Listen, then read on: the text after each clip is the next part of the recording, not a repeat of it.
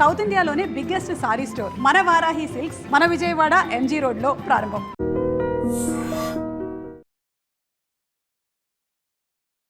నమస్కారం, welcome to I dream. ధర్మ మార్గం విత్ విజిత కార్యక్రమానికి స్వాగతం.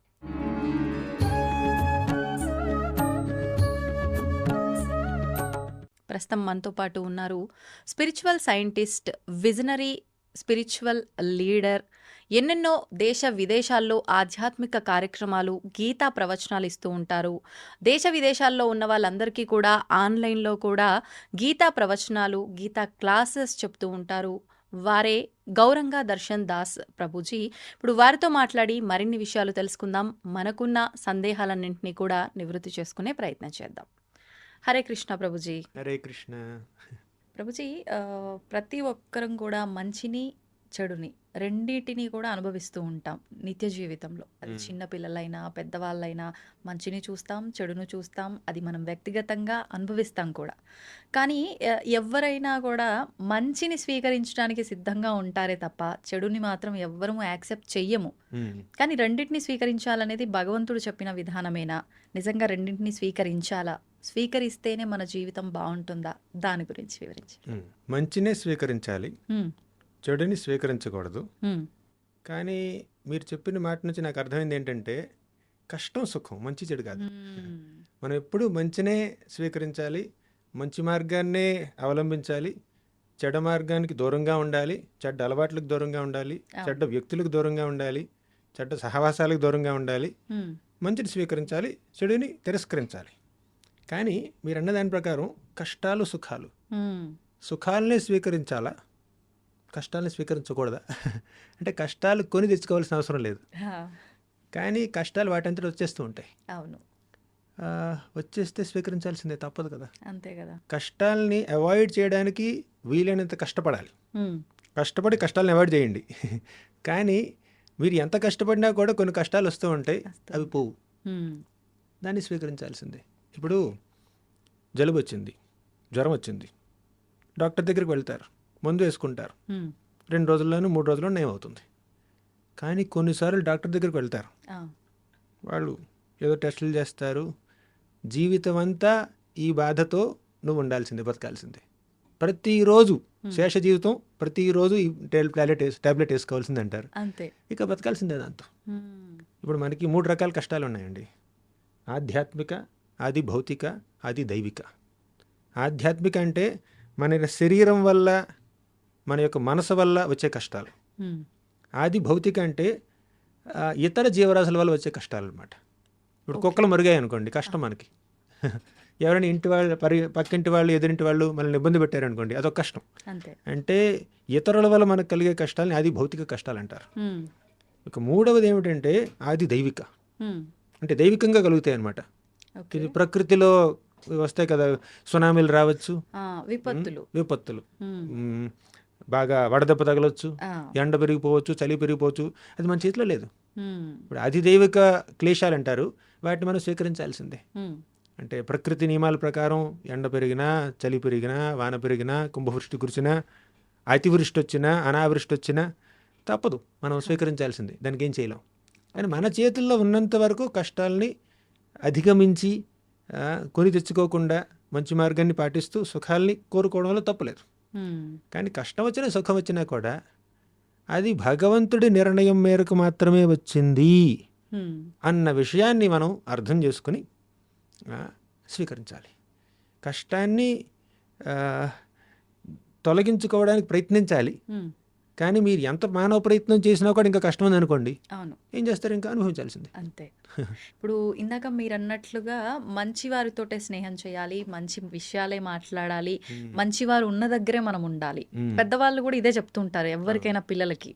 కానీ చెడువారితో స్నేహం చేసి మనం చెడుగా ఎందుకు మారాలి? చెడువారితో స్నేహం చేసి వారిని మంచిగా మార్చే ప్రయత్నం చేయటం ఉత్తమమేమో కదా. దాని గురించి ఏం చెప్తారు? మన యొక్క ప్రయత్నం ద్వారా ఇంకొకరి జీవితాన్ని పాజిటివ్గా ప్రభావితం చేయాలంటే ముందు మనం పాజిటివ్గా మారాలి. మనలో మంచి అలవాట్లు ఉంటే ఎదుటి వారికి మంచి అలవాట్లు నేర్పించగలుగుతాం. లేదంటే వారి చెడ్డ అలవాట్లకి మనం బానిసలం అయిపోతాం. వాస్తవం. ఇప్పుడు కబడ్డీ ఆడుతున్నారు అనుకోండి, ఈ ఆడేవాడు గట్టిగా ఉంటే హ్మ్. ఎదుటివాడు వెళ్ళి అవుట్ అవ్వకుండా వచ్చేస్తాడు అనమాట. వీక్గా ఉన్నాడు అనుకోండి అక్కడ వెళ్ళిపోతాడు, వీడే సరెండర్ అవుతారు. సరెండర్ అవుతారు. అవునా? అలాగే మన కబడ్డీ ఆడేవాళ్ళు వెళ్ళేవాళ్ళు కొంచెం వాళ్ళకి శక్తి కూడా చూసుకోవాలి. చూసుకోవాలి. అలాగే మనం మన సాధన చేసి మంచి మార్గాన్ని ధర్మ మార్గాన్ని ఆచరించి హ్మ్. ఎదుటి వారిని పాజిటివ్గా ఇన్ఫ్లుయెన్స్ చేయొచ్చు, వారికి 4 మాటలు మంచి మాటలు చెప్పొచ్చు. హ్మ్. కానీ మనలో అంత పరిపక్వత లేదనుకోండి, ఆహా. ఎదుటివారి చెడు ప్రవర్తన వల్ల మనం ఇన్ఫ్లుయెన్స్ అయ్యే అవకాశం ఉంది. ఓకే. చెడు దాని నుంచి తొందరగా మనం- అట్రాక్ట్ అవుతాము అంటూ ఉంటారు కదా, ఆ, అలా. హ్మ్. ఇప్పుడు డాక్టరు పేషెంట్ ట్రీట్ చేయాలి, అవునా? గ్లౌజ్ ఎందుకు వేసుకుంటాడు, మాస్క్ ఎందుకు పెట్టుకుంటాడు, యాప్రాన్ ఎందుకు వేసుకుంటాడు? ఆ ఇన్ఫెక్షన్ నాకు తగలకూడదని. జాగ్రత్త. మిమ్మల్ని మీరు కాపాడుకుని ఎదుటి వారికి సహాయం చేయండి. హ్మ్. జన్మ సార్థక్ కరి కరో పరోపకార్. ముందుగా మన సాధన, మన యొక్క సత్ప్రవర్తన, మన యొక్క మంచి అలవాట్లు సరిగ్గా లేవనుకోండి, హ్మ్. ఇక అది మనకు సరిగ్గా లేకుండా మనం ఎదుటి వారికి ఏదో సహాయం చేద్దాం, ఉద్ధరిద్దాం ప్రపంచాన్ని అంటే కష్టం. అంతే. మనల్ని మనం ఉద్ధరించుకోవాలి, అప్పుడు ఎదుటివారిని ఉద్ధరిస్తాం. సంఘాత్ సంజాయితే కామ అన్నారు. అంటే సంఘం ద్వారా మన యొక్క కోరికలు, అలవాట్లు మనకు వస్తాయన్నమాట. ఏ సాంగత్యం అయితే మనం తీసుకుంటామో ఆ సాంగత్యం ద్వారా మనకి మంచి మంచి అలవాట్లు రావచ్చు, చెడ్డ అలవాట్లు కూడా రావచ్చు. నిజం నిజం. నేను చూశాను కొంతమంది మా కాలేజ్ సమయంలో స్టూడెంట్స్ హా. అంటే మంచి కుటుంబంలో జన్మించారు. హ్మ్. వాళ్ళ పేరెంట్స్ కొంచెం స్పిరిచువల్ ఇంక్లినేషన్స్ ఉన్నాయి, ఆధ్యాత్మిక ఇంక్లినేషన్స్ ఉన్నాయి వాళ్ళకి. కానీ హాస్టల్కి వచ్చారు, హ్మ్. చెడ్డ సాహసాలు చేశారు, అనవసరమైనటువంటి అలవాట్లన్నీ వాళ్ళు పెంచుకున్నారనమాట. ఓ. అంటే ఇంతకుముందు సత్వగుణ వాతావరణంలో పెరిగిన వీళ్ళు అవును. ఇప్పుడు ఆ సత్వగుణాన్ని కోల్పోయారు. ఎందుకు? రజోగుణంతో సాహసం చేశారు, తమో గుణంతో సాహసం చేశారు కాబట్టి. హ్మ్. కానీ వీరిలో ఉన్నటువంటి సత్వగుణం నిండుగా ఉందనుకోండి, గట్టిగా ఉందనుకోండి, చుట్టుపక్కల ఎంత రజోగుణం ఉన్నా, ఎంత తమో గుణం ఉన్నా హా. వాళ్ళు ప్రభావితులు కారనమాట. అవును. బేసికలీ మనలో పట్టుదల ఉండాలి, అంతే. మనలో పరిపక్వత ఉండాలి, మెచ్యూరిటీ. హ్మ్. మెచ్యూరిటీ మీకు అమెజాన్లో దొరకదు, మెచ్యూరిటీ మీకు ఫ్లిప్కార్ట్లో దొరకదు. హ్మ్. అది మన సాధన ద్వారా, సత్సాంగత్యం ద్వారా, శాస్త్ర అధ్యయనం ద్వారా మనం మెచ్యూరిటీని పెంపొందించుకోవాలి. అలా మెచ్యూర్గా ఉంటే ఏది మంచు, ఏది చెడు, ఏది తప్పు, ఏది ఒప్పు, ఏది బెనిఫిషియల్, ఏది హార్మ్ఫుల్ మనకు తెలుస్తుంది. అప్పుడు చెడ్డ సహవాసాల నుంచి మనం దూరంగా ఉండగలుగుతాం. హ్మ్. వారి దగ్గరికి వెళ్ళినా కూడా వారి చెడు మనల్ని అంటదు. మీరు అన్నట్టుగా శాస్త్ర అధ్యయనము, మనం చేసే సహవాసము ఇవన్నీ అన్నారు. కొంతమంది చిన్న చిన్న పిల్లల దగ్గర నుంచే వాళ్ళు ఇంకా వెళ్ళి స్కూల్కి వెళ్ళే ఏజ్ కూడా ఉండని చిన్నపిల్లలు, అట్లాంటి వాళ్ళే ఎంతో జ్ఞానంతో ఉన్నట్టుగా, ఎన్నో మంచి మంచి విషయాలు మాట్లాడుతున్నట్టుగా కొన్ని సందర్భాల్లో కొంతమంది పిల్లల్ని చూసినప్పుడు వాళ్ళతో మాట్లాడినప్పుడు అనిపిస్తుంది ప్రభుజీ, అరే మనకు కూడా తెలియదే, ఇంత బాగా వీడికి ఎలా తెలిసింది అనే ఒక ఆశ్చర్యం కలుగచేసే పిల్లలు కూడా ఉంటారు. అవును. ఇదంతా వాళ్ళకి అంత చిన్న వయసులో ఎలా వస్తుందంటారు? నేను ప్రతినిత్యం దీన్ని అనుభవిస్తూనే ఉన్నాను, అవునా? ప్రత్యక్షంగా చూస్తూనే ఉన్నాను. ఆ. ఇప్పుడు వారానికి 3 రోజులు హా. నేను పిల్లలకు క్లాసులు చెప్తాను, హ్మ్. మిగిలిన రోజులని పెద్దవాళ్ళకి చెప్తాను. హ్మ్. కానీ 3 క్లాసులు మాత్రం పిల్లలకు ఉంటాయి. ఒకటి ఆస్ట్రేలియా బ్యాచ్, ఓకే. వాళ్ళకి భాగవతం డీల్స్ చెప్తాను. ఒకటి అమెరికా బ్యాచ్, అది కూడా భాగవతం డీల్స్ ఆన్లైన్ అనమాట. ఇంకోటి తెలుగు కిడ్స్ సత్సంగ్ అని చాలామంది వస్తారు పిల్లలు. సో వాళ్ళందరూ ఇండియన్, వేరే కంట్రీస్ నుంచి కూడా వస్తుంటారు అనమాట. ఓకే. సో కనీసం వారానికి 3 గంటల పాటు నేను పిల్లలతో ఉంటాను, భాగవతం చెప్తూ, భగవద్గీత చెప్తూ, వాళ్ళకి శ్లోకాలు చెప్తూ. 5-6 ఏళ్ళ పిల్లలు, 8 ఏళ్ల పిల్లలు, 10 ఏళ్ల పిల్లలు ఎంత చక్కగా చెప్తారంటే పెద్దవాళ్ళు కూడా వాళ్ళ తల్లిదండ్రులకు కూడా ఆ శ్లోకాలు రావట్లేదు. అవును. వీళ్ళు విశ్లేషించినటువంటి పద్ధతి చూస్తే పెద్దవాళ్ళు కూడా ఆశ్చర్యం కలుగుతుంది. అవును. ఎందుకంటే భగవద్గీతలో 6వ అధ్యాయంలో శ్రీకృష్ణుడు అంటాడు, ఎవరైనా ఒక యోగ మార్గాన్ని, అంటే ఆధ్యాత్మిక మార్గాన్ని అవలంబించి చనిపోయే ముందు పెర్ఫెక్షన్ పొందలేదు అంటే ఆ యోగ మార్గాన్ని వాళ్ళు కంప్లీట్ చేయలేదు. వాళ్ళకి కృష్ణుడు ఒక అవకాశాన్ని కల్పిస్తాడు. ఏమిటది? మళ్ళీ శుచీనాం శ్రీమతాంగేహే, అంటే మంచివారి ఇళ్లల్లో, వైష్ణవుల ఇళ్లల్లో మళ్ళీ పుట్టి వారి యొక్క ఆధ్యాత్మిక జీవనాన్ని కొనసాగించే విధంగా చేస్తాడనమాట. ఇప్పుడు భక్తి చేశారండి, భక్తి మార్గాన్ని ఆచరించారు, ఈ జన్మలో 50% చేశారు, అవునా? ఏదో రోగం వచ్చిందో, అకస్మాత్తుగా మరణం వచ్చింది, ఇక మీ పెర్ఫెక్షన్ అవ్వలేదు. ఇక వచ్చే జన్మలో 51% నుంచి కంటిన్యూ చేసేటటువంటి అవకాశాన్ని భగవంతుడు క్రియేట్ చేస్తాడు. అటువంటి వ్యక్తుల్ని భక్తుల ఇళ్లల్లో పుట్టిస్తాడు, వైష్ణవుల ఇళ్లల్లో, కుటుంబాల్లో పుట్టిస్తాడు. ఆహా. ఇప్పుడు కొంతమంది ఎడారుల్లో ఎందుకు పుడుతున్నారు, అవును. కొంతమంది పేదవారి ఇంట్లో ఎందుకు పుడుతున్నారు, ఉమ్. కొంతమంది ధనికుల ఇంట్లో ఎందుకు పుడుతున్నారు, కొంతమంది భక్తుల ఇంట్లో ఎందుకు పుడుతున్నారు, కొంతమంది నాస్తికుల ఇంట్లో ఎందుకు పుడుతున్నారు, ఎంత ర్యాండమ్గా జరగట్లేదండి. ఆ. ప్రతి జీవికి, ప్రతి ప్రాణికి, ప్రతి ఆత్మకి ఒక జర్నీ ఉంటుంది, ఒక స్పిరిచువల్ జర్నీ ఉంటుంది. ఆ స్పిరిచువల్ జర్నీలో ఒక ఆధ్యాత్మిక పురోగతి, స్పిరిచువల్ ఎవల్యూషన్ కొంతవరకు వచ్చిందనుకోండి, ఉమ్. దాన్ని కొనసాగించే అవకాశాన్ని భగవంతుడు కల్పిస్తాడు వచ్చే జన్మలో. ఓకే. ఓకే. అలా ఇప్పుడు ఈ చిన్న పిల్లలు ఉన్నారు, మీరు అన్నారు కదా, మిమ్మల్ని ఆశ్చర్యపరుస్తున్నటువంటి పిల్లలు ఉమ్. ఉమ్. చక్కగా స్పిరిచువల్ ఇంక్లినేషన్స్ చూపిస్తూ అవును. భారతాన్ని, భాగవతాన్ని, రామాయణాన్ని అర్థం చేసుకునేటువంటి పిల్లలు, ఉమ్. వాళ్ళు పూర్వజన్మలో భక్తి చేసి ఉంటారు, ఉమ్. చేసి కాస్త కుస్తో మిగిలిపోయింది, అవును. మళ్ళీ జన్మించారు, జన్మిస్తూ భక్తిని కొనసాగిస్తున్నారు. వారు భక్తిని కొనసాగిస్తూ మనకి కూడా స్ఫూర్తినిస్తున్నారు. కానీ ప్రభుజీ తల్లి గర్భంలో ఉన్నంత వరకు కూడా పూర్వజన్మ వాసనలన్నీ కూడా గుర్తుంటాయి. వన్స్ భూమి పైన పడ్డ తర్వాత మాయలో కమ్మేస్తుంది, అన్నీ మర్చిపోతారు అంటారు. మరి మీరు అన్నట్లుగా ఆ జన్మవన్నీ కూడా వీళ్ళు ఎలా కంటిన్యూ చేయగలుగుతారు ఇవన్నీ మర్చిపోయినప్పుడు? మరి ఏది వాస్తవం అనుకోవాలి రెండిట్లో? ఇప్పుడు మీరన్నమాట శ్రీమద్ భాగవతం 3వ స్కందంలో ఉందండి. ఉమ్. 3వ స్కందంలో కపిలుడు తన తల్లి అయినటువంటి దేవహూతికి ఉమ్. ఈ విషయాలన్నీ బోధిస్తాడనమాట. ఓకే.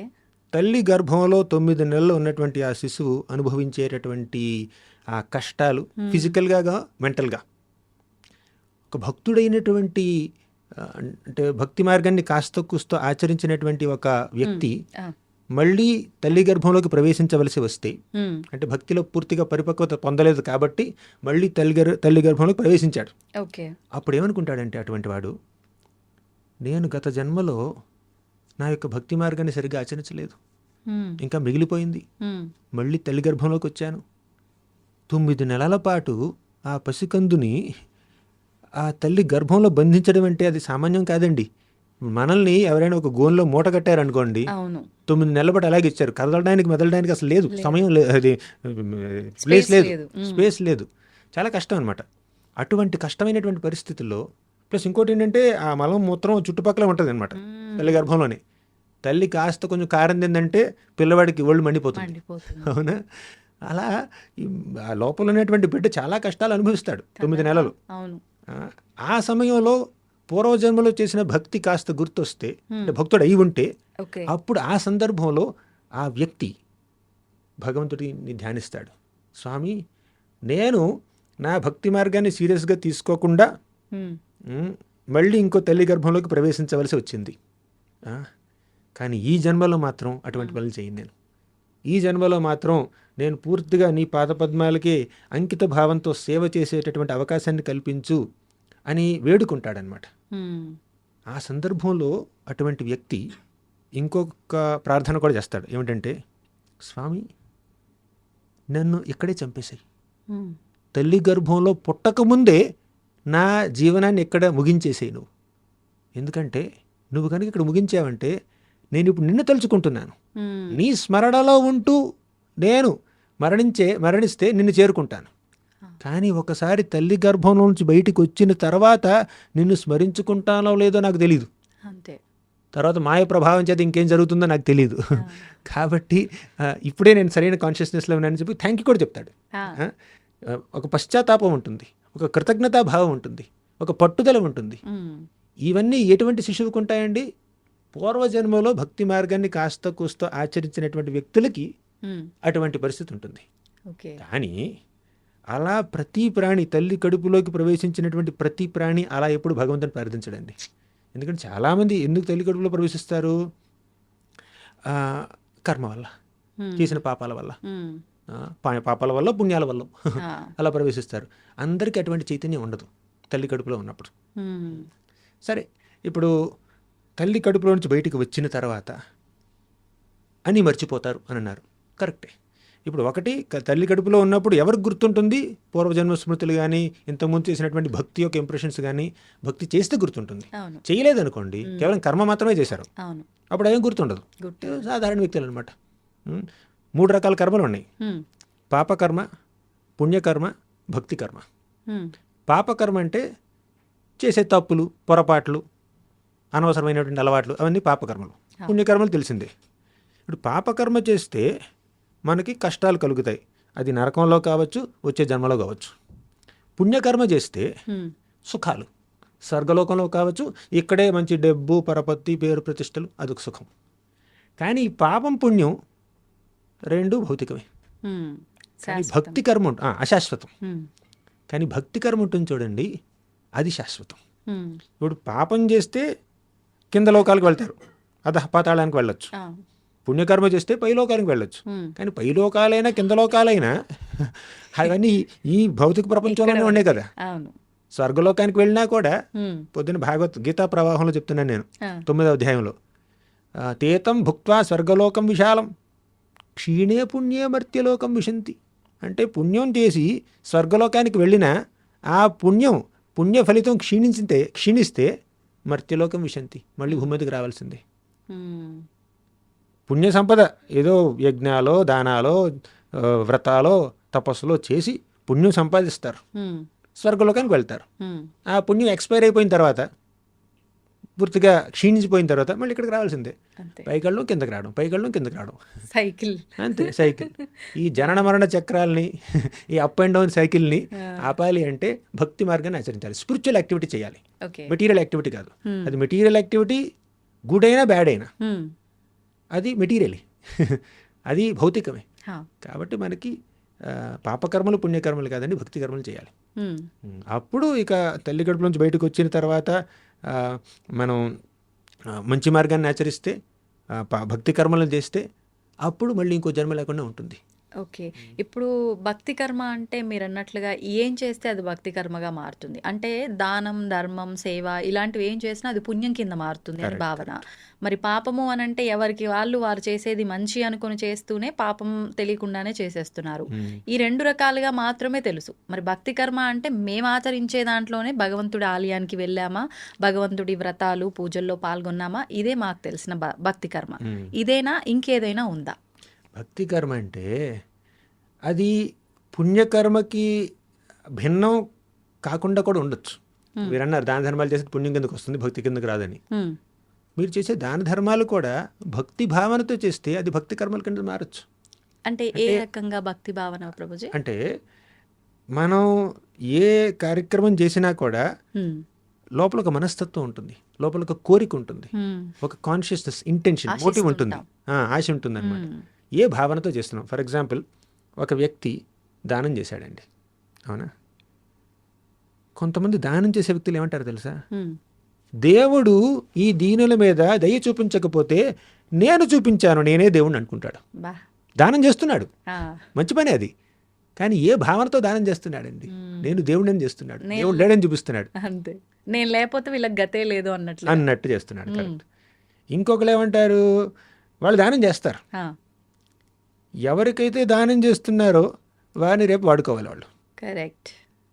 మేము ఎలాగైనా కూడా నా పనులకి, నా స్వార్థపూరిత ఈ ప్రాజెక్టులకు కానీ దేనికైనా వీళ్ళని వినియోగించుకుని నేను లాభాలు పొందాలి, అలా ఎదుటివారి నుంచి ఆశిస్తూ దానం చేస్తారు. అది పుణ్యకర్మ కానే కాదండి, పాపకర్మ కింద కూడా రావచ్చు. అవునా? చేసేది మంచి పని, కానీ ఆ మంచి పనిని మంచి భావనతో చేయాలి. ఇప్పుడు మీరు చేసే ఆ దానం భక్తి ఎలా అవుతుందండి? వీరందరూ భగవంతుడి బిడ్డలు, నేను కూడా భగవంతుడి బిడ్డని. భగవంతుడి దయ వల్ల నాకు కాస్త కుస్త సంపద ఉంది, అన్నం ఉంది, నేను ఎంత తినగలనో దానికన్నా 2 ముద్దలు ఎక్కువ ఉంది నా దగ్గర అన్నం.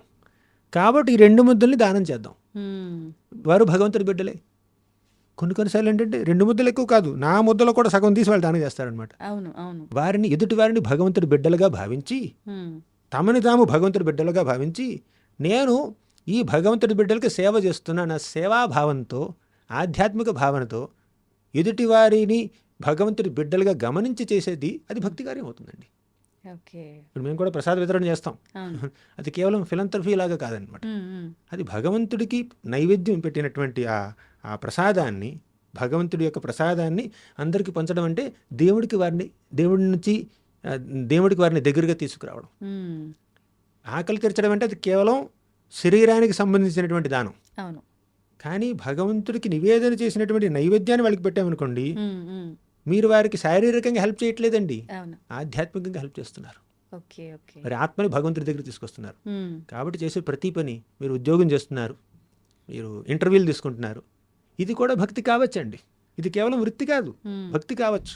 ఓకే. ఏది మీరు భక్తి భావనతో చేస్తే, అంటే ఇప్పుడు దేవుడి గురించినటువంటి 4 మాటల్ని ఇతర వ్యక్తుల ద్వారా, హ్మ్. ఈ ఛానల్ ద్వారా అందరికీ అందించడానికి ప్రయత్నిస్తే అది భక్తి ప్రచారం చేస్తున్నారు. మీరు వ్యక్తుల్ని సనాతన ధర్మం దగ్గరికి తీసుకొస్తున్నారు, అది భక్తి కార్యం అవుతుంది. అది పాపకార్యం కాదు, పుణ్యకార్యం కాదు. ఆ. అవునా? సెల్ఫిష్నెస్ లేదు, హ్మ్. అదనమాట. అంటే నాలో స్వార్థం లేకుండా నేను భగవంతుడు నాతో చేయిస్తున్నాడు అనే భావనలో ఉన్నప్పుడు అది భక్తి కార్యం అవుతుందంటారా? మనం భగవంతుడి యొక్క ప్రతినిధిగా, హ్మ్. సేవకులుగా మనల్ని మనం అనుకుని, ఆయన యొక్క ఆశీస్సులతో మనం ఏ పని చేసినా, చేసే పని అంతా భగవంతుడి వల్లే జరుగుతుంది అనేటువంటి భావనతో చేస్తే చేసేది భక్తి కార్యం అవుతుందండి. ప్రతిదీ అంటే తింటున్నా ఏం చేసినా కూడా కృష్ణార్పణం అని ఎవరి ఇష్టదైవాన్ని వాళ్ళు తలుచుకొని అలా స్వామికి అర్పించి చేస్తే అది అవుతుందా ప్రభుజీ? ఖచ్చితంగా. ఇప్పుడు కోర్ స్పిరిచువల్ యాక్టివిటీస్ కొన్ని ఉన్నాయండి, ఆ. భక్తి కార్యాలు. హ్మ్. శ్రవణం, కీర్తనం, స్మరణం, పాదసేవనం. శ్రవణం అంటే భగవంతుడి గురించి వినాలి, హ్మ్. కీర్తనం ఆయన యొక్క నామాల్ని కీర్తించడం, అవును. సేవించడం, స్మరించడం, హ్మ్. ఇవన్నీ కోర్ స్పిరిచువల్ యాక్టివిటీస్ అనమాట. ఇవన్నీ చేస్తే ఇదంతా ఆధ్యాత్మిక సాధన. హా. ఇలా ఆధ్యాత్మిక సాధన చేస్తే మనం రోజువారీ చేసే కార్యక్రమాలు, డే టు డే యాక్టివిటీస్ కూడా అవి స్పిరిచువలైజ్ అయిపోతాయి. ఓకే. ఓకే. అంటే ఈ భావనతో ఈ ఛార్జింగ్ పెడుతున్నాం మనం, అవును. అవును. మన యొక్క ఆత్మలకి మనం స్పిరిచువల్ ఛార్జింగ్ పెడుతున్నాం. దానివల్ల ఏమిటంటే మనం చేసేటటువంటి ఈ రోజువారీ పనులు కూడా స్పిరిచువల్ యాక్టివిటీస్గా మారుతాయి. ఆ స్పిరిచువల్ కాన్షియస్నెస్తో చేస్తాం, ఆధ్యాత్మిక భావనతో చేస్తాం. మనం ముందరే మాట్లాడుకున్నట్టు ప్రభుజీ, మంచి చెడుని కాస్త మనం కష్టం సుఖంగా మాట్లాడుకున్నాం. అవును. ఈ కష్టం అనేది రావద్దు అనుకోవాలి, వస్తే మాత్రం అది మన వంతుకు వచ్చింది మనం భరించాల్సిందే అని. కానీ అంటే ఎవరికి వారు కష్టం అనుభవిస్తున్నప్పుడు ప్రతి ఒక్కరూ అనుకునేది ఏంటి అంటే, నేను చాలా ఎక్కువ కష్టం అనుభవిస్తున్నా, ఈ కష్టం నేనంటే పడని వారికి కూడా రావద్దు స్వామి అని చెప్పి భావిస్తూ ఉంటాము. కరెక్ట్. కానీ కుంతి మాత మాత్రం నాకు కష్టాలని ప్రసాదించు స్వామి కృష్ణ అని చెప్పి అడిగింది అని చెప్పి, ఎందుకని అలా అడిగిందంటారు? విపదః సంతు తాః శశ్వద్ తత్ర తత్ర జగద్గురు భవతో దర్శనం యస్యాత పునర్భవ దర్శనం. ఈ శ్లోకం కన్నా ముందు ఇంకోటి చెప్పాలండి. విషాన్మహాగ్నేః పురుషాద దర్శనాత్ అసత్సభాయా వనవాస కృచ్ఛ్రత మృధే మృధేనేక మహారథాస్త్రతో ద్రౌణ్యస్త్రతశ్చాస్మ హరేభిరక్షితాః. ఒకసారి కృష్ణుడు కురుక్షేత్ర సంగ్రామం అయిపోయిన తరువాత ఆయన హస్తినాపురాన్ని విడిచిపెట్టి ద్వారకా నగరానికి వెళ్తున్నాడండి. అప్పుడు వెంటనే ఉత్తరామాత పరిగెత్తుకుంటూ వచ్చింది. ఉత్తర ఎవరు తెలుసా? అభిమన్యుడి భార్య, అర్జునుడి కోడలు. అవునా? అర్జునుడి శిష్యురాలు కూడా. అర్జునుడు డాన్స్ నేర్పించాడు విరాట్ పర్వంలో, విరాట్ మహారాజ్ కుమార్తె. సో ఉత్తర అభిమన్యుడి భార్య పరిగెత్తుకుంటూ వచ్చింది. అప్పుడు ఆవిడ గర్భిణీ స్త్రీ, గర్భవతి. అభిమన్యుడు చనిపోయాడండి, యుద్ధంలో చనిపోయాడు. దారుణంగా చంపేశారు ఈ దుర్యోధనుడు, కర్ణుడు, వీళ్ళందరూ కలిపి. కానీ ఇప్పుడు ఆవిడ పరిస్థితి ఏమిటంటే, అశ్వత్థామ పాండవుల యొక్క ఆఖరి వారసుడిని చంపడం కోసం ఒక బ్రహ్మాస్త్రాన్ని విడిచిపెడతాడు. ఇప్పుడు పాండవుల ఆఖరి వారసుడు ఎక్కడున్నాడు? ఉత్తర గర్భంలో ఉన్నాడు, పరీక్షిత్ మహారాజు. అంతకుముందే అశ్వత్థామ ద్రౌపది యొక్క 5 బిడ్డలను చంపేశాడండి. పొడుగు నిద్రపోతున్నటువంటి బిడ్డలను చంపేశాడు. రాక్షస ప్రవృత్తి. ఎందుకు? దుర్యోధనుడిని మెప్పించడం కోసం. సరే పాండవులు ఇప్పుడు గెలిచారు, కానీ పాండవులకు వారసులు ఉండకూడదు. నెక్స్ట్ వారసులు ఎవరు? ద్రౌపది యొక్క 5 బిడ్డలు, వాళ్ళని చంపేశాడు నిద్రపోతున్నప్పుడు. తర్వాత వారసుడు ఎవరు? మనవడు కదా, పరీక్షిత్ మహారాజు. ఉత్తర గర్భంలో ఉన్నాడు, అతను కూడా చంపేద్దామని చెప్పి బ్రహ్మాస్త్రాన్ని విడిచిపెట్టాడు. అప్పుడు ఉత్తర పరిగెత్తుకుంటూ వచ్చింది కృష్ణుడి దగ్గరికి. పాహి పాహి మహాయోగిన్ దేవదేవ జగత్పతే న అన్యం త్వదభయం పశ్యేత్ యత్ర మృత్యు పరస్పరం అనుకుంటూ పరిగెత్తుకుంటూ వచ్చింది. అప్పుడు కృష్ణుడు ఏం చేశాడంటే, అంగుష్ఠమాత్రం అమలం అంటే ఒక బొటను వేలు అంత సైజులో ఉత్తర గర్భంలోకి ప్రవేశించాడు. తన యొక్క కౌముదికి గదతో, తన యొక్క శక్తితో అశ్వత్థామ విడిచినటువంటి బ్రహ్మాస్త్ర శక్తిని పూర్తిగా నిర్జించి ఆ బిడ్డని కాపాడాడు. ఇక ద్వారకకి ప్రయాణం చేయబోతున్నాడు. అప్పుడు వచ్చిందండి కుంతిమాత. అప్పుడు ఈ శ్లోకం చెప్పింది. నేను చెప్పాను 2 శ్లోకాలు చెప్పింది, ఈ 2 శ్లోకాలు చెప్పింది అనమాట. 2 చెప్పింది ఆ సందర్భంలోనే. ఏమందంటే, విషాన్మహాగ్నేహ పురుషాదర్శనాత్. స్వామి కృష్ణ చిన్నప్పుడు భీముడి మీద విషప్రయోగం జరిగింది, అప్పుడు నువ్వు కాపాడావు. విషాన్ మహాగ్నేహే, మమ్మల్ని లాక్షాగ్రహంలో బంధించి అగ్నిలో దగ్ధం చేయాలనుకున్నారు ఈ దుర్యోధన దుశ్శాసనాదులు, అప్పుడు కూడా నువ్వు కాపాడావు. పురుషాద దర్శనాత్. పురుషాద్ అంటే మనుషుల్ని తినేటటువంటి వాళ్ళండి, క్యానిబల్స్. మనుషుల్ని, నరమాంస భక్షకులు అనమాట. అటువంటి వాళ్ళు పాండవుల్ని దాడి చేశారండి. ఎవరు? బకాసురుడు, హిడింబాసురుడు. హిడింబాసురుడు, బకాసురుడు, వీళ్ళందరూ క్యానిబల్స్ అనమాట. కానీ కృష్ణుడి దయ వల్ల భీముడు వారిని నిర్జించాడు. విషాన్మహాగ్నేహ పురుషాద దర్శనాత్ అసత్సభాయ. ఇంకా అసత్సభలో ద్రౌపది యొక్క కురుల్ని పట్టుకుని ఈ దుశ్శాసనుడు లాక్కుంటూ వచ్చాడండి. ఆ కురుసభలో అవమానించడానికి ప్రయత్నించాడు, కానీ కృష్ణుడు ఆ అవమానం జరగనివ్వకుండా ఒక చీరగా మారి ద్రౌపదిని చుట్టుముట్టి దుశ్శాసనుడి 10,000 ఏనుగులు బలం ఉన్నటువంటి దుశ్శాసనుడిని పూర్తిగా హంబుల్ చేసేసాడు అనమాట కృష్ణుడు. అంటే చీర లాగలేకపోయాడు. అవునా?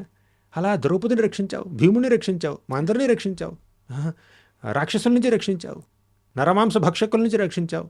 అంతేకాదు మృధే అనేక మహారథాస్త్రతం. అంటే ఎంతోమంది మహారథులు అర్జునుడి మీద ఎన్నెన్నో బాణాలు వేస్తున్నారండి. వాటి నుంచి కూడా కృష్ణుడు అర్జునుడిని రక్షించాడు, పాండవుల్ని రక్షించాడు. ఇప్పుడు ద్రౌణ్యస్త్రతశ్చాస్మ హరేభిరక్షితా.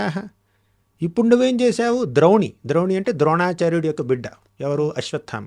ఇప్పుడు అశ్వత్థామ బ్రహ్మాస్త్రాన్ని విడిచిపెట్టాడు పరీక్షిత్ మహారాజుని చంపడం కోసం, ఉత్తర గర్భంలో పెరుగుతున్నటువంటి ఆ శిశువుని చంపడం కోసం.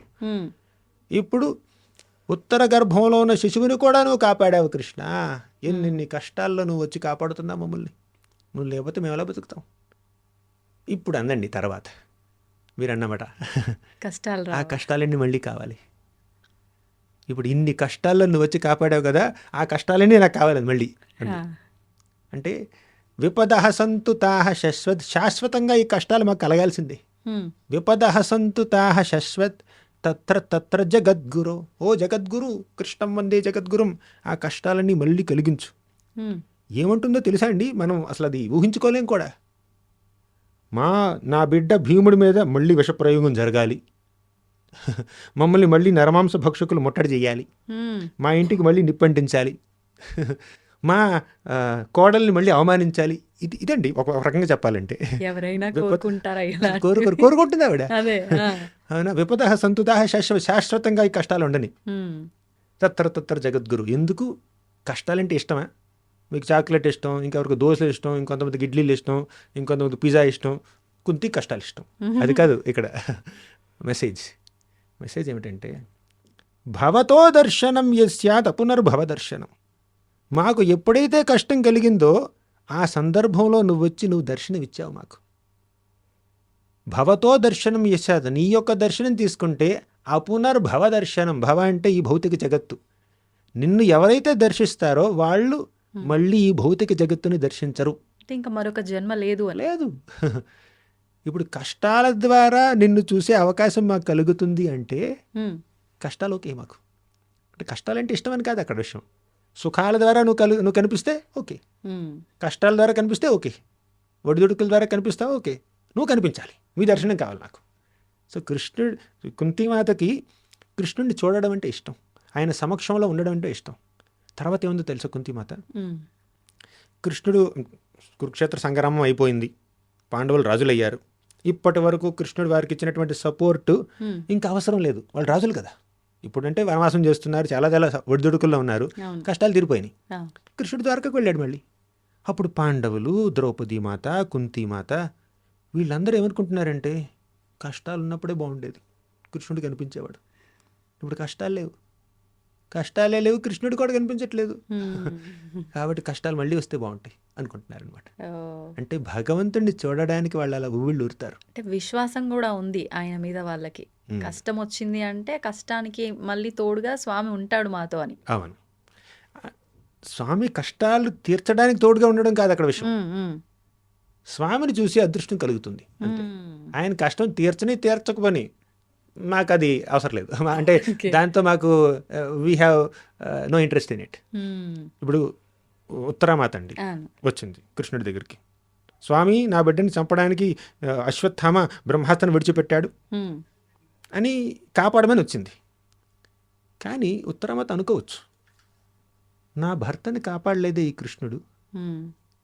కురుక్షేత్ర సంగ్రామంలో కొద్ది రోజుల ముందు అవును.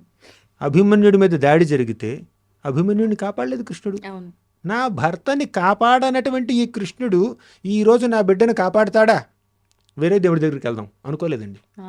నువ్వు కాపాడినా కాపాడకపోయినా, నువ్వు కష్టం కలిగించినా సుఖం కలిగించినా నువ్వే మా దిక్కు. అంతే. ఇదండి విశ్వాసం అంటే. విశ్వాసం అంటే కష్టాలు తీరుస్తాడు, కోరికలు తీరుస్తాడు అన్న విశ్వాసం కాదండి. హ్మ్. కష్టాలు తీర్చినా తీర్చకపోయినా, కోరికలు తీర్చినా తీర్చకపోయినా ఆయన మీద విశ్వాసం. ఆయన ఏం చేసినా నా మంచికి. తల్లి ఆలింగనం చేసుకున్నా బిడ్డ మీద ప్రేమే, హ్మ్. ఒక చెంపదబ్బిచ్చినా కూడా బిడ్డ మీద ప్రేమే. అంతే. ప్రేమతోనే మందలిస్తుంది, ప్రేమతోనే ఆలింగనం చేసుకుంటుంది. హ్మ్. తల్లి తల్లి. అలాగే తండ్రి తండ్రి, అంతే. భగవంతుడు. ఆయన కష్టాలు కలిగించవచ్చు, సుఖాలు కలిగించవచ్చు. హ్మ్. కానీ కష్టం సుఖంతో దేవుడికి భక్తులకి పెద్ద పట్టింపు లేదండి. అదే. వారికి కృష్ణుడితోనే పట్టింపు. అందుకే కృష్ణుడు అన్నాడు, ఎప్పుడైతే మనం కష్టాన్ని సుఖాన్ని ఒక రకంగా చూడగలుగుతామో అప్పుడే మనం ఆయన్ని చేరుకోవడానికి రెడీగా ఉన్నట్టు. హ్మ్. ఇక్కడ కష్టాలకి సుఖాలకి మనం ప్రభావితం అయిపోయాం అనుకోండి, అంటే మెటీరియల్ ప్లేన్లో వచ్చేటటువంటి హ్యాపీనెస్ డిస్ట్రెస్కి మనం గనక ఇన్ఫ్లుయెన్స్ అయ్యామనుకోండి, స్పిరిచువల్ ప్లేన్కి మనం రెడీ కాదన్నట్టు. హ్మ్. ఇప్పుడు కష్టం వచ్చినా సుఖం వచ్చినా దాన్ని ఒకే రకంగా చూడగలిగామనుకోండి, దానికి రెడీ. ఓకే. వచ్చినా కథ చెప్తాను. హ్మ్. చిన్నప్పుడు నేను 10th క్లాస్ ఎంత చదువుతున్నాను. ఓకే. మా పిన్ని కూతురు ఉంది, 5 ఏళ్ల పిల్ల. ఆహా. అప్పుడు మేము షాపింగ్కి వెళ్ళామన్నమాట. హ్మ్. హ్మ్. వెళ్తే అక్కడ ఒక మొబైల్ ఫోన్ చూసింది. హ్మ్. ఆ మొబైల్ ఫోన్ ఎలా అంటే కీ ఒక కీ నొక్కితే 1 నొక్కితే ఓ పాట వస్తుంది. హ్మ్. పూర్తి పాట కాదు, జస్ట్ ఒక చిన్న క్లిప్పింగ్ అనమాట, Okay. పల్లవి. 2 నొక్కితే ఇంకో పాట, 3 నొక్కితే ఇంకో పాట, 4 నొక్కితే ఇంకో పాట, 5 నొక్కితే ఇంకో పాట, అలా పాటలు. అవునా? ఓకే. అప్పట్లో స్మార్ట్ ఫోన్స్ లేవండి, నోకియా ఫోన్ ఉండేది, కొత్తగా వచ్చింది అనమాట. కీప్యాడ్స్. నోకియా ఫోన్, అది బ్లాక్ అండ్ వైట్ అనమాట. హ్మ్. కానీ ఇది చాలా అట్రాక్టివ్గా ఉంది పిల్లకి. 50 రూపాయలు అప్పట్లో. ఓ. ఉమ్, కావాలి కావాలంటుంది. మా పిన్నేమో కొన్న అంటుంది. అవునా? కానీ ఈ పిల్ల ఏడుస్తుంది, 5-6 ఏళ్ళ పిల్ల అంతే, ఏడుస్తుంది, నాకు కావాలి కావాలి అంటుంది. కానీ లేదు, నువ్వు నొక్కి నొక్కి అందరిని నిద్రపాడు చేస్తావు నువ్వు.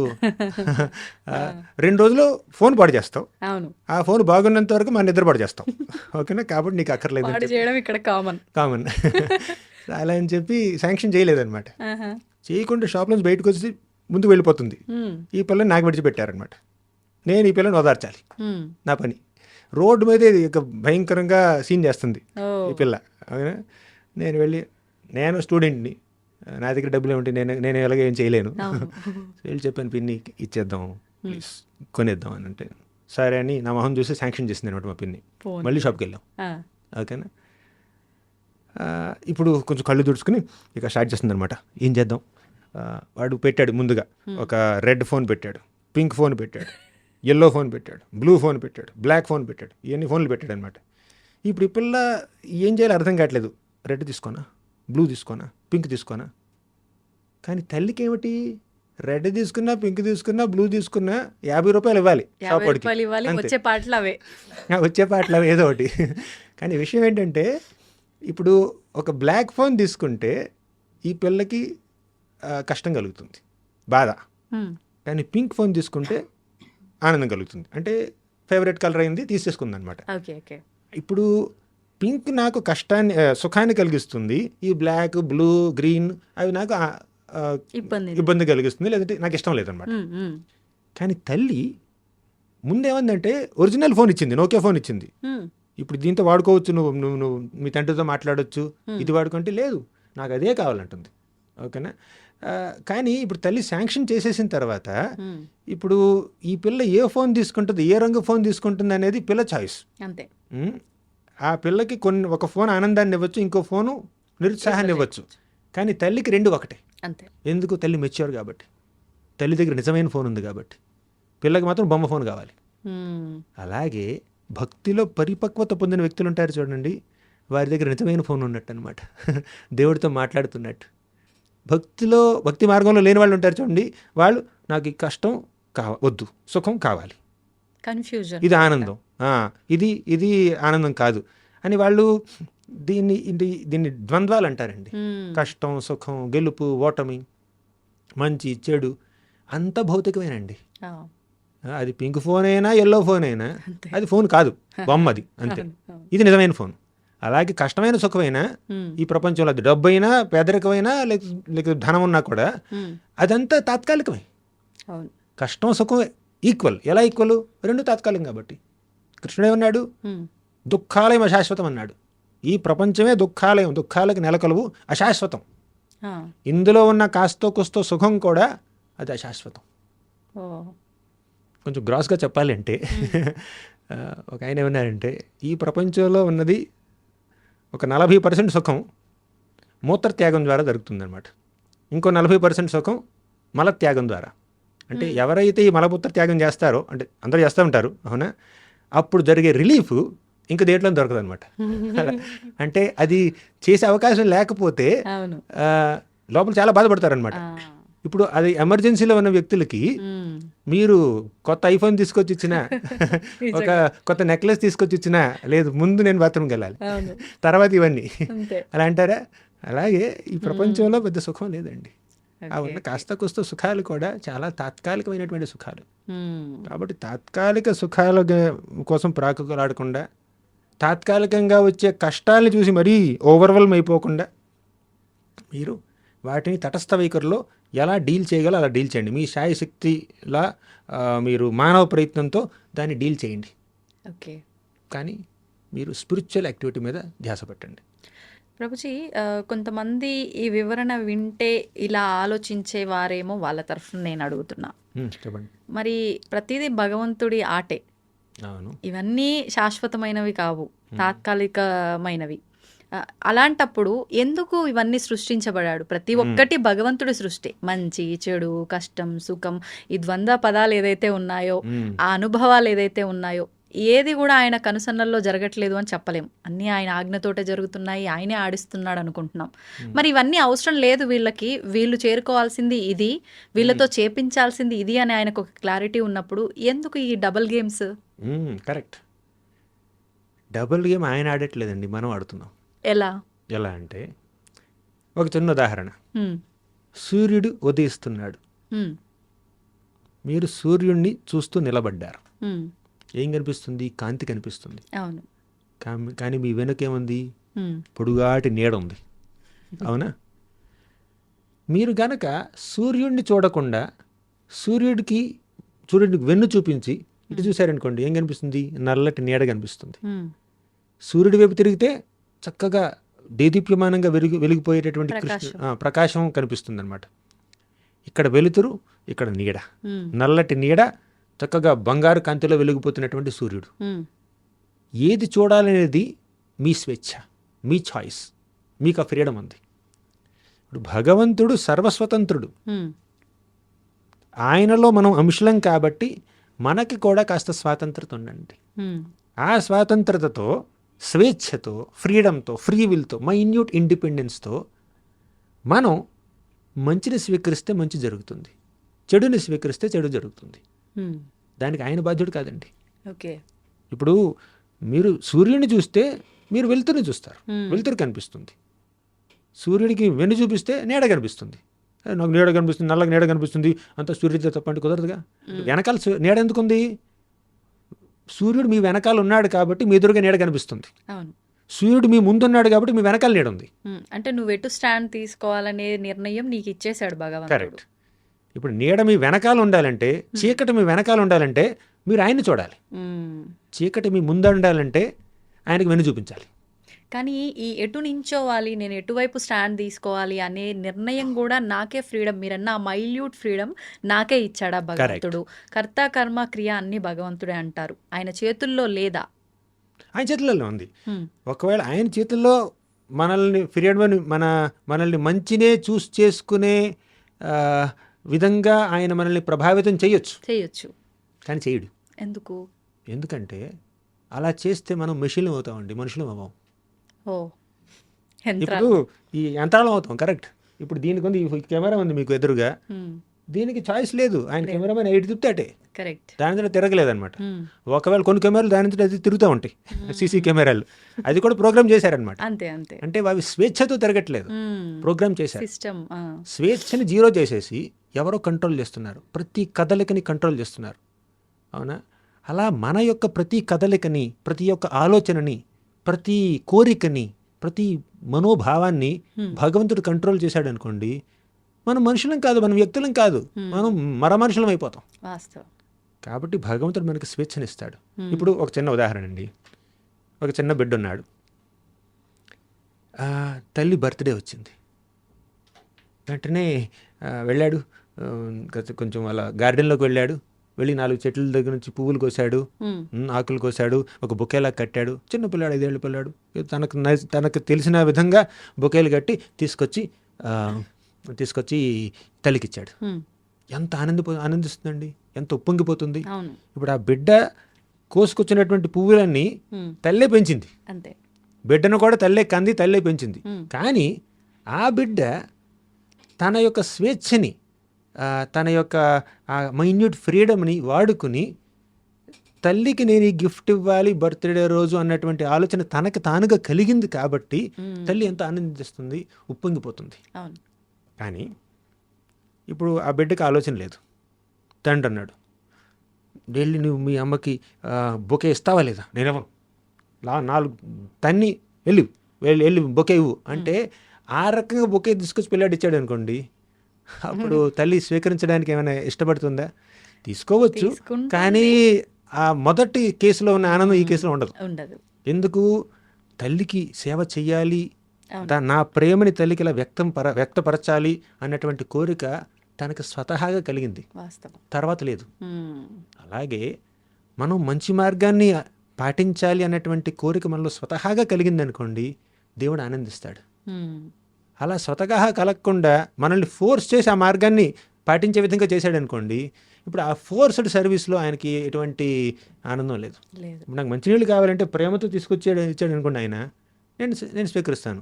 బాటిల్ వేసి నా మొహన కొట్టాడు అనుకోండి, నాకు తాగాలనిపించదు. అలాగే భగవంతుడు ఫోర్స్ఫుల్గా ఎవరి దగ్గర నుంచి సేవని అందుకోడండి, మనకు స్వేచ్ఛనిస్తాడు. మంచి ఏదో చెడు ఏదో చెప్తాడు, చాయిస్ నీదే. నీకు ఫ్రీడమ్ ఉంది, నీకు ఫ్రీడమ్ ఇచ్చాను, మంచి ఏమిటి చెడు ఏమిటి నాలెడ్జ్ ఇచ్చాను, నాలెడ్జ్ అండ్ ఫ్రీడమ్ ఇస్తాడనమాట. ఆ ఫ్రీడమ్తో ఆ నాలెడ్జ్ని మనం వాడుకోవాలి. కానీ ఫ్రీడమ్ని మిస్యూజ్ చేసుకుని నాలెడ్జ్కి ఎగెయిన్స్ట్గా మనం వెళ్ళామనుకోండి, అదే ఇంకేం చేస్తాం మనం. ప్రభుజీ, ఈ స్వేచ్ఛ భగవంతుడి భక్తుడికి మధ్య ఉండే స్వేచ్ఛ చాలా బాగుంది. నిజంగా నీ లైఫ్ని ఒక మంచి మార్గంలో తీసుకెళ్ళి ఆయన్ని చేరుకోవడానికి ఒక మంచి అవకాశం. అది అలా భావించిన వాళ్ళు మీరు అన్నట్టు వెలుగుగా తీసుకుంటారు, అలా భావించిన వాళ్ళు చీకటిలోకి వెళ్ళిపోతారు. ఇది పక్కన పెడితే ఈ స్వేచ్ఛ పిల్లల విషయంలో, తల్లిదండ్రుల విషయంలో, ఈ సమాజం విషయంలో కొన్ని రకాలుగా స్వేచ్ఛ బాగుంది, కొన్ని రకాలుగా దుర్వినియోగం పాలైపోయి ఇబ్బందులకు గురిచేస్తుంది. ఏ రకంగా ఉండాలంటారు ఈ స్వేచ్ఛ ప్రస్తుతం? అందుకే మన శాస్త్రాల్లో కొన్ని నియమాలు ఉంటాయి. ఇప్పుడు కృష్ణుడు భగవద్గీతలు ఏమన్నాడండి, మొదట్లో మొత్తం కర్మయోగం చెప్పాడు, జ్ఞానయోగం చెప్పాడు, ధ్యానయోగం చెప్పాడు, తర్వాత భక్తి యోగం చెప్పాడు. ఇక భగవద్గీత అంతా చక్కగా చెప్పి చివరిలో ఏమన్నాడు, యథేచ్ఛసి తథాకురు అర్జున, నీకేం కావాలంటే అది చేయి అన్నాడు. స్వేచ్ఛనిచ్చేశాడు. కానీ స్వేచ్ఛ ఇచ్చే ముందు ఎంతో జ్ఞానాన్ని ఇచ్చాడు. యుక్తాహార విహారస్య యుక్త చేష్టస్య కర్మసు. ఆహారం తీసుకున్నామంటే ఒక నియమం ప్రకారం తీసుకో, ఏది పడితే అప్పుడు ఎప్పుడు పడితే అప్పుడు తినొద్దు. యుక్తాహార, యుక్తి వాడి ఆహారాన్ని స్వీకరించు. విహారస్య, రిక్రియేషన్, ఎంటర్టైన్మెంట్ కూడా ఇక రోజంతా ఎంటర్టైన్మెంట్ కాదు, దానికి కూడా ఒక రెగ్యులేషన్ ఉండాలి. యుక్త ఆహార విహారస్య యుక్త చేష్టస్య కర్మసు. పని కూడా ఇక వర్కహాలిక్స్ ఉంటారు కదా, 24 గంటలు పని చేస్తూనే ఉంటారు, అలా కాదు, ఒక రెగ్యులేషన్ ఉండాలి చెప్పాడు కృష్ణుడు. యుక్త ఆహార విహారస్య యుక్త చేష్టస్య కర్మసు యుక్త స్వప్నావబోధస్య. నిద్ర కూడా ఒక రెగ్యులేటెడ్గా ఉండాలి. నిద్ర తగ్గిపోయింది అనుకోండి ఫంక్షన్ చేయలేం, నిద్ర మరీ ఎక్కువైపోయింది అనుకోండి ఇక సోమర్తనం వస్తుంది, మొత్తానికే చేయలేం, అసలే చేయలేము. అలా ఒక రెగ్యులేషన్ ఉండాలి మనం చేసే పనిలో. ఇప్పుడు రెగ్యులేషన్ ఉండాలి అని చెప్పి కృష్ణుడు చెప్పాడు, జ్ఞానం ఇచ్చాడు. కానీ చివరిలో ఏమన్నాడు, యథేచ్ఛసి తథాకురు, నీ ఇష్టం. రెగ్యులేషన్ ఉంటే మంచిదని నేను చెప్తున్నాను, కానీ రెగ్యులేటెడ్గా నువ్వు ఉండనని నువ్వు అనుకుంటే నీ ఇష్టం, అది పద్ధతిలా ఉండాలి, తర్వాత ఏం చేస్తావో నీ ఇష్టం. అంతే. యథేచ్ఛ తథాకరు, ఆ స్వేచ్ఛనిచ్చాడు. అలాగే ఇప్పుడు తర్వాత ఏమన్నాడంటే అనుద్వేగకరం వాక్యం సత్యం ప్రియహితం చేయత్ స్వాధ్యాయాభ్యసనం చైవ వాంగ్మయం తప ఉచ్యతే అన్నాడు. అంటే ఎదుటివారికి ఉద్వేగం కలిగించకుండా మాట్లాడు, సత్యం చెప్పు, శాస్త్రాల్ని అధ్యయనం చెయ్యి, ఈ విధంగా నీ యొక్క వాక్శక్తిని వినియోగించన్నాడు. కానీ కొంతమంది వాక్శక్తిని ఇంకో రకంగా వినియోగించారనుకోండి, ఎదుటివారిని నిందించడానికో లేదంటే బాధించడానికో ఇంకేదో పిచ్చి పిచ్చి పనులు చేయడానికో చేశారనుకోండి, అది వారి యొక్క స్వేచ్ఛ. ఇప్పుడు స్వేచ్ఛనిచ్చాడు, జ్ఞానాన్ని కూడా ఇచ్చాడు. ఇప్పుడు తల్లిదండ్రులు పిల్లలు అంటున్నారు మీరు, పిల్లలకి తల్లిదండ్రులు జ్ఞానాన్ని ఇవ్వాలి, ఏది మంచి ఏది చెడు చెప్పాలి, ఆ జ్ఞానంతో పాటు స్వేచ్ఛనివ్వాలి. ఆ స్వేచ్ఛని వాళ్ళు దుర్వినియోగం చేసుకున్నారనుకోండి, అది వారి తప్పు అవుతుంది. కానీ స్వేచ్ఛ ఇచ్చే ముందు జ్ఞానం ఇవ్వలేదనుకోండి, ఇది వీరి తప్పు అవుతుంది, తల్లిదండ్రులు తప్పు అవుతుంది. కరెక్ట్. ఈ ప్రపంచంలో ఇప్పుడు చాలామంది తల్లిదండ్రులు, కనీసం కొంతమంది తల్లిదండ్రులు బిడ్డలకి స్వేచ్ఛనిస్తున్నారు, జ్ఞానాన్ని ఇవ్వట్లేదు. అవును. వారికి వాల్యూస్ ఏంటి, వర్చ్యూస్ ఏంటి, మోరల్స్ ఏంటి, ప్రిన్సిపల్స్ ఏంటి, ఎథిక్స్ ఏంటి అవి నేర్పించకుండా కేవలం చేతికి ఒక ఐఫోన్ ఇచ్చారనుకోండి, ఏమవుతుంది అంటే వారికి స్వేచ్ఛతో పాటు జ్ఞానాన్ని ఇవ్వాలి, ఏది మంచి ఏది చెడు చెప్పాలి. చాలామంది పిల్లలు ఉన్నారు, నేను చూస్తున్నాను, ప్రతిరోజు చూస్తున్నాను, చాలామంది పిల్లలు తల్లిదండ్రులు వారికి విలువలు ఇస్తున్నారు, ఆధ్యాత్మిక జ్ఞానాన్ని ఇస్తున్నారు, గుడికి తీసుకువెళ్తున్నారు, సంప్రదాయం ఏంటి చెప్తున్నారు, మనం ఇలా బట్టలు వేసుకోవాలి, ఇలా బొట్టు పెట్టుకోవాలి, లేదంటే ఇలా జపం చేయాలి, ఇలా శాస్త్రాలు చదవాలి, పెద్దవారికి ఇలా నమస్కరించాలి, ఇలా గౌరవించాలి, ఇలా తినాలి, ఇలా పడుకోవాలి, ఇలా వస్త్రధారణ ఉండాలి, వేషధారణ ఇలా ఉండాలి అని వాళ్ళకి మంచి మంచి విషయాలు చెప్తున్నారు. ఇన్ని చెప్పిన తర్వాత కూడా పిల్లలు విచ్చలవిడిగా ప్రవర్తిస్తే అది పిల్లలు తప్పవుతుంది. కానీ అసలు మంచిది చెడు చెప్పకుండా ఉంటే తల్లిదండ్రులు తప్పవుతుంది. అది ఇప్పుడు బిడ్డ ఉన్నాడు, ఎదురుగా తండ్రి సిగరెట్టు, ఇప్పుడు తల్లులు కూడా సిగరెట్లు కలుస్తున్నారు కొంతమంది, అవునా, కొంతమంది మద్యం సేవిస్తారు, ఇంకేదో. ఇప్పుడు చిన్నపిల్లలు ఉన్నారండి, వారు ఎవరింటికి పక్కింటి వాళ్ళు వెళ్ళారు తల్లిదండ్రులతో పాటు, తల్లిదండ్రులు వాళ్ళని చక్కగా పలకరిస్తారు, ఆప్యాయంగా పలకరిస్తారు, ఫ్రెండ్స్లా ఉంటారు. వాళ్ళు ఇంటికి రాగానే వాడు ఇలాగా వీడు ఇలాగా అని చెప్పి తిట్టుకుంటారు అనమాట. ఇదంతా పిల్లలు చూస్తున్నారు, చిన్నపిల్లలు చూస్తారు. ఓహో, ఆంటీ అంకుల్ ఎదురుగా మనం నవ్వుతూ మాట్లాడాలి, వెనక్కొచ్చి తిట్టచ్చు, అదే నేర్చుకుంటారు వాళ్ళు, అదే వాస్తవం అనుకుంటారు. ఇలాగే ఉండాలి. ఇది అంటే డిప్లొమసీ, ఆ డూప్లిసిటీ, ఆ హిపోక్రసీ వాళ్ళకి చిన్నప్పటి నుంచే అలవాటైపోతుంది తల్లిదండ్రులు చూసి. కరెక్ట్. అవునా? పిల్లల ముందే తల్లిదండ్రులు ఎదురు వాళ్ళతో బూతులు మాట్లాడారనుకోండి, పిచ్చి పిచ్చి మాటలు మాట్లాడారనుకోండి, అసభ్యంగా ప్రవర్తించారనుకోండి, అది చూసి పిల్లలు ఏం నేర్చుకుంటారండి? అంతే, అదే నేర్చుకుంటారు. అంటే బిడ్డల్ని కన్నప్పుడు వారిని విలువలతో ఒక పద్ధతిగా పెంచవలసినటువంటి బాధ్యత కూడా తల్లిదండ్రులు ఉంది. అంటే కృష్ణుడు అంటాడు భగవద్గీతలో, ధర్మావిరుద్ధో భూతేషు కామోస్మి భరతర్షభ. ధర్మ అవిరుద్ధో భూతేషు అంటే ధర్మానికి విరుద్ధం కానటువంటి కామాన్ని నేనే అన్నాడు కృష్ణుడు.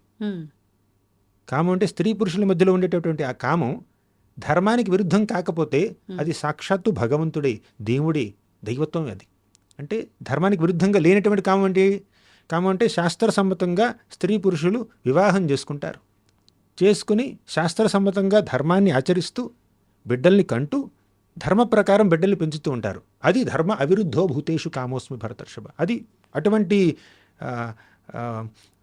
ఎగ్జాంపులరీ గృహస్థ జీవనం సాక్షాత్తు భగవంతుడే.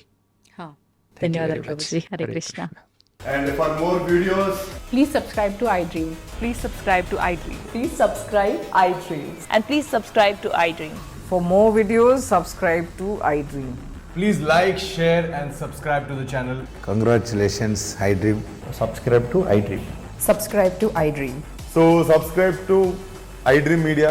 iDream ki iDream team andarki huge congratulations. Please subscribe iDream Media. Please subscribe to iDream.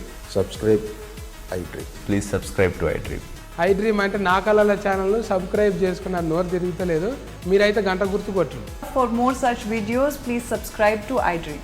Subscribe to iDream. Please subscribe to iDream. Please subscribe iDream Media. Please do subscribe to iDream. Please subscribe to iDream Media. For best entertainment and information, please subscribe iDream. And don't forget to subscribe to iDream.